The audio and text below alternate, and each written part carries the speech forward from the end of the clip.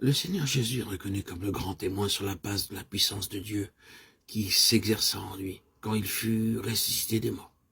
Souvenez-vous que le témoignage de Jésus est toujours associé au fait de sa résurrection d'entre les morts, c'est-à-dire qu'il vit par la puissance qui a vaincu la mort.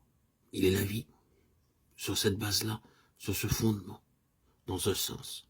Et ceux que le Nouveau Testament reconnaît comme témoins de Jésus ne sont pas ceux qui disent la vérité à son sujet, mais ceux qui sont témoins de sa résurrection, ceux qui, en l'occurrence, de manière spirituelle, attestent la résurrection de Christ.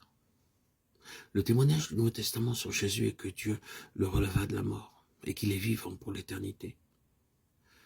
C'est l'essence même du témoignage. Ainsi, toute la question se résout en celle d'un témoignage en vie, d'un témoignage de vie. Ce n'est pas en premier lieu un témoignage de vérité, mais de vie. La flamme brûle-t-elle comme au début, attestant que Jésus vit et qu'il est triomphant sur les ténèbres mêmes, sur l'arrière-plan mortel de ce monde? Telle est la question qui s'adresse au peuple de Dieu. La question pour votre vie, pour la mienne comme pour tout instrument corporatif. Si le Seigneur continue à nous conduire dans cette direction, il y aura beaucoup de choses à partager quant à la signification de cela. Nous dirigeons simplement notre réflexion sur le problème.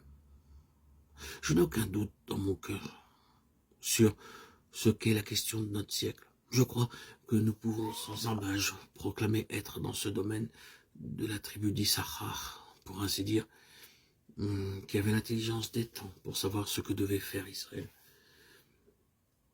Je n'ai pas la moindre ombre d'un doute que le problème de nos jours, de cette heure dans l'histoire de l'Église, est plus que jamais dans un sens spirituel une question de vie ou de mort.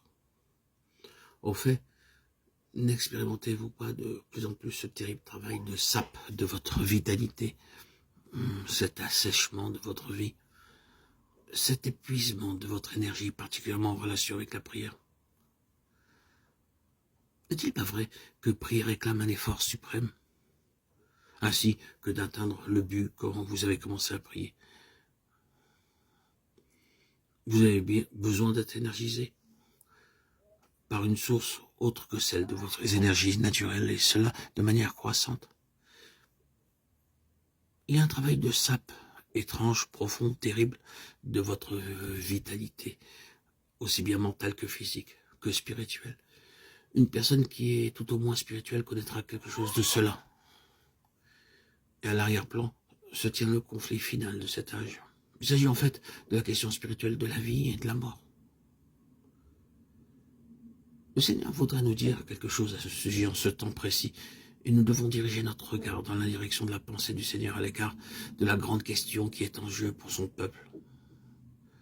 Mais j'ai cette confiance en lui que nous saurons, qui ne nous rend pas seulement conscients de cela et qui ne nous informe pas seulement des périls qu'il y a, mais aussi qu'il vient avec puissance à notre aide et nous montre ce qui est avec nous dans ce combat.